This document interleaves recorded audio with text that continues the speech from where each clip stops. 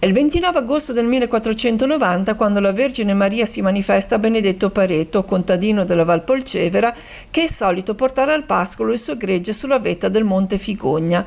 La Madonna formula una richiesta: costruire una cappella in quel luogo.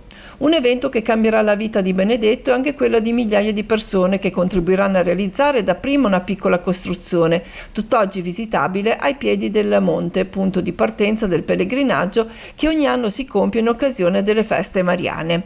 La devozione crebbe e contagiò le comunità della valle, valicò il confine genovese estendendosi ad altre comunità, non solo liguri. A testimoniare il grande movimento di fede che convoglia fedeli sul Figogna, quest'anno la novena sarà presieduta dai vescovi originari della Liguria, che celebreranno l'Eucaristia al santuario ogni giorno alle 17.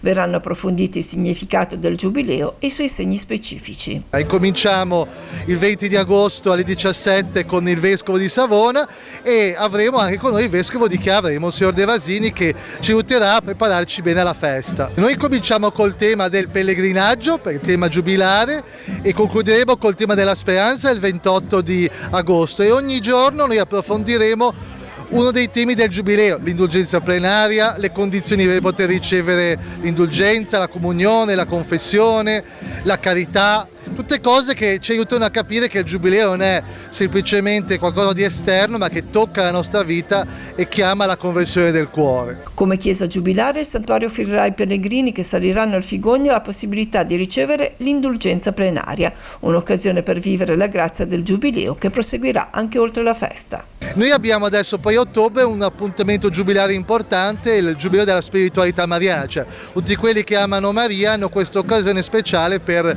vivere un momento di spiritualità.